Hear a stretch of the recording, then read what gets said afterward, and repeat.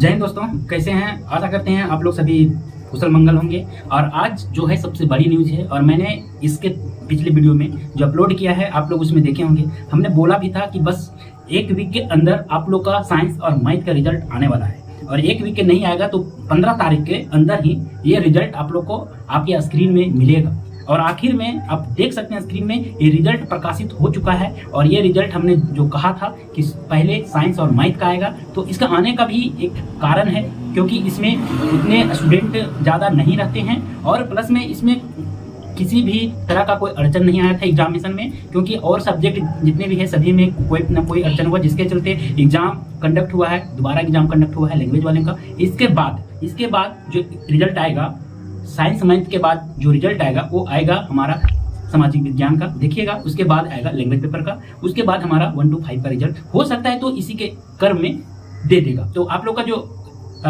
Result का जो publishing date है वो आज का है और ये जो जेएसएससी का ऑफिशियल वेबसाइट है उसमें दे दिया गया है। उसमें जा करके आप लोग देख सकते हैं, अपना रोल नंबर मिला सकते हैं। और रही बात ये कि रिजल्ट कितना आया है और कितना वैकेंट सीट था, ये बहुत बड़ा इंपॉर्टेंट है। और आप लोग को सबसे ज़्यादा क्वेश्चन इसमें में ही उठ रहा है कि शायद हम क्वालिफाई किए या नहीं किए। तो आप लोग इतना मैं हर बार बताते गया था कि जो मिनिमम क्राइटेरिया था अगर यदि आप उसको पार कर गए हैं तो समझिए कि आपका रिजल्ट पक्का है। जितना भी मिनिमम क्राइटेरिया था अगर यदि उसमें आप पास कर गए हैं तो आपका रिजल्ट पक्का है। आप लोग देख सकते हैं कि जो मैथ और साइंस का जो वैकेंसी था वो अप्रोक्स था 5000 के अप्रोक्स। अब उसमें रिजल्ट जो आया है आप देख सकते हैं कि इसमें 2734 सीट रिजल्ट दिया। आप सोच लीजिए कि सीट भी वैकेंट रह जाएगा। लेकिन आप लोग इतना जानिए कि जो कैंडिडेट इसमें अपना रोल नंबर मिला रहे हैं, यानी 2734 कैंडिडेट जो भी हैं, अगर यदि इनके प्रमाण पत्र जितने भी दस्तावेज हैं सही पाया गया, किसी प्रकार का कोई अड़चन नहीं आया, तो ये सभी को छटने का कोई उम्मीद नहीं है। समझिए ये फाइनल मेरिट लिस्ट है। फाइनल का हम ये भी बता रहे हैं, फाइनल मेरिट लिस्ट है। सिर्फ इसमें कोई भी आपका प्रमाण पत्र के बारे में हमने पहले भी आगाह कर दिया था कि ये लगेगा। बहुत सारे कमेंट में आया है और हमने कमेंट को अगर यदि हम स्क्रीन में बता दें तो अच्छा नहीं लगता है, लेकिन आप लोग भी हमारे वीडियो में जाकर देखते होंगे कि कमेंट में कितना लोग है सब भी बोलते हैं। उनका ये कहना था कि ये एनसीएल होता क्या है, इसका जरूरत झारखंड में नहीं है, जाति आवासीय इनफ है। लेकिन मैंने हर बार आपको कहा था कि एनसीएल आप लोग बनवा लीजिएगा, क्योंकि मैं उस रास्ते से गुजर चुका हूँ और इसका भुक्तभोगी हो चुका हूँ, इसलिए आप लोग को तकलीफ ना हो। हमको ये वीडियो बनाने का मतलब ये नहीं रहता है कि पैसा कमाना, ये नहीं है, वैसा नहीं है। लेकिन इतना है कि मैं झारखंडियों के हित के लिए कुछ काम करना चाहता हूँ। या फिर आप एक होता है प्लेटफॉर्म है, दो ही होता है, एक होता है फिजिकल रूप से हेल्प करना, एक होता है कि आप सोशल मीडिया के द्वारा भी हेल्प कर सकते हो। वही काम मैं कर रहा हूँ। आप लोग को लगता होगा कि हम कभी इसके पक्ष में बोलते हैं कभी उसके पक्ष में बोलते हैं, ऐसा कोई मसला नहीं है। हमारे लिए टेट वाले भी जितना मायने रखते हैं उतना हमारे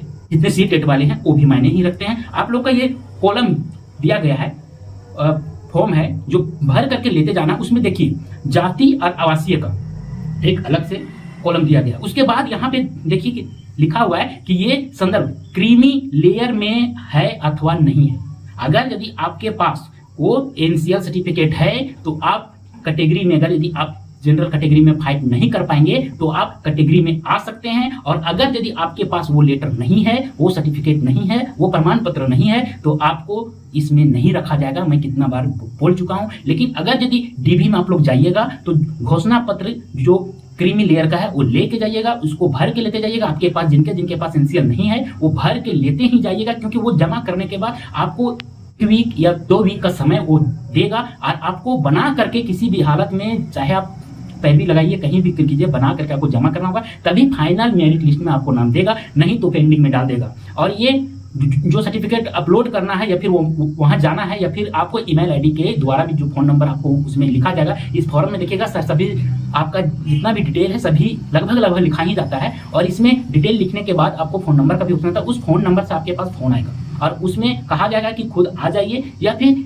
जो उसका ईमेल आईडी है वो आपको प्रोवाइड किया जाएगा, उसमें आपको सबमिट करने के लिए कहा जाएगा। तो ये रहा इधर का बातें। अब आपको मैं ये भी बता देता हूं कि जितने भी डॉक्यूमेंट है, मैंने हर बार आप लोग को कहा गया है कि जितने भी डॉक्यूमेंट है बिल्कुल सत्य और सही होना चाहिए। नाम आपका जितने प्रकार का उसमें फादर नेम जो भी है सभी एक्यूरेट होना चाहिए सभी डॉक्यूमेंट में। अगर यदि कोई भी मैट्रिक इंटर बीएड जितने भी डिग्रियां आप लोग किए हैं वो सब अब जितने भी उसमें सबमिट किए हैं फॉर्म भरने वक्त, वो सारा का सारा आप लोग एक बार घर में खुद से वेरीफाई हो लीजिए। समझिए कि वेरिफिकेशन हम खुद कर रहे हैं। आप कहां से कहां डॉक्यूमेंट को छाट सकते हैं, आप खुद से कीजिए। करने के बाद आप पहले वेरीफाई हो गए कंप्लीट, उसके बाद आप वहां लेके जाइए तो कभी दिक्कत नहीं होगा। इसमें आप लोग को मैं बता देता हूं कि लेना क्या क्या है। पहला है जो कि आपको जितना भी दस्तावेज अब सबमिट किए हैं मैट्रिक, इंटर, बीएड का, वो सभी का आपको एक ओरिजिनल, एक ओरिजिनल मार्कशीट सभी का होना अनिवार्य है। प्लस में जो झारखंड से बाहर का जितने भी बीएड किए हैं, झारखंड से बाहर आउट ऑफ स्टेट जितने भी बीएड किए हैं, वो सबका एनसीटीई का कॉलेज का एक प्रमाण पत्र होता है, उसको आप लोग ले जाना मत भूलिएगा। अगर यदि किन्हीं के पास नहीं होगा तो कॉलेज से वो यथाशक्ति हो तो संपर्क कर लीजिए जितना जल्दी हो, और वो मंगवा लीजिए। आप व्हाट्सएप पे मंगवा लीजिए, ईमेल पे मंगवा लीजिए, मंगवा करके आप लोग रखिए, उसको भी आप लोग ले जाइए। और जितने भी डॉक्यूमेंट है उसका एक सारा का फोटोकॉपी और उसमें आपका साइन होना चाहिए, उसको ले जाइएगा। फोटो होना चाहिए, वो रंगीन होना चाहिए, और बैकग्राउंड है वो रंगीन ही होना चाहिए, बैकग्राउंड भी रंगीन होना चाहिए। उसके बाद आईडी में आधार कार्ड आपको ले ही जाना होगा। तो इतने सारा दस्तावेज है, आप इतना लेके जाइएगा। इसके बाद आप लोग को कोई तकलीफ नहीं होगा। यहाँ तक कि वेरिफिकेशन भी आराम से होती है। टाइमिंग दिया गया है, फर्स्ट शिफ्ट, सेकेंड शिफ्ट, लेकिन इतना ध्यान रखिए कि टाइम से हो सकता है तो आपको लेट भी हो जाए। कभी कभी ऐसा होता है कि जांच करते करते काफी टाइम लग जाता है, क्योंकि डीवी है, ये कोई नॉर्मल है ही नहीं, उसमें छोटा छोटा चीज को भी बारीकी से देखा जाता है। तो यहाँ तक आप लोग बिल्कुल समझ गए होंगे। और एक बात और जो सबसे इंपॉर्टेंट है, आप लोग को लगता होगा कि हमारा है जो डीवी डेट 9 से स्टार्ट है तो मैं उसी डेट में जाऊं। ये बिल्कुल गलती मत कीजिएगा। आपका 9 के है और आपके पास अगर यदि फुल्ली डॉक्यूमेंट रेडी नहीं है, पूरा डीवी का जो भी आपके पास पेपर है वो रेडी नहीं है, कास्ट में दिक्कत है, आवासीय में दिक्कत है, या फिर जो ओरिजिनल पेपर है वो आप लाए नहीं है। कॉलेज से बहुत सारा स्टूडेंट ऐसे होते हैं जो लाते भी नहीं है, ओरिजिनल मार्कशीट उनके पास है लेकिन ओरिजिनल जो पेपर होता है वो शायद नहीं ला पाते। तो वैसे में जितने भी पेपर आपके पास अवेलेबल है वैसा उसी को उठा के आप लोग डीवी में नहीं जाना है, बिल्कुल नहीं जाना है। पूरा अगर यदि आपको लग रहा है कि 2-4 दिन में हमारा पेपर अवेलेबल हो जाएगा तो कोशिश कीजिए कि जो 18 तारीख का है, एक डेट रखा गया उसमें कि जो भी इस डेट वाइज में जो भी कैंडिडेट छूट जाएंगे उनको 18 तारीख को मौका दिया जाएगा। तो आप 18 तारीख को ही सम्मिलित हो। इसका कारण है ये मैं बताता हूं, क्योंकि आप अगर यदि 9 तारीख को जाते हैं तो जितना भी डॉक्यूमेंट आपका है वो तो हो गया जांच, जो आपका पेंडिंग रह गया डॉक्यूमेंट उसके लिए आपको टाइम देगा, वो उस टाइम में आपको जाइएगा, उसके बाद वो जमा कीजिएगा।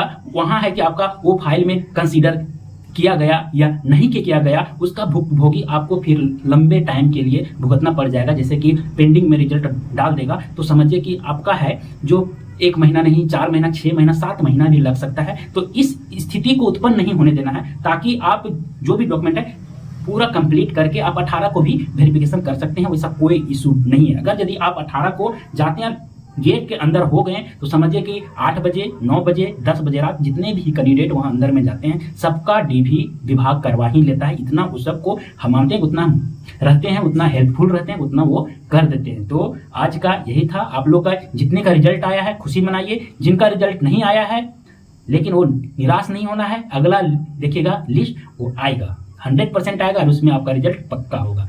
तो तब तक के लिए सजग रहिए सब और सावधान रहिए, सभी डॉक्यूमेंट को रेडी रखिए। तब तक के लिए जय हिंद।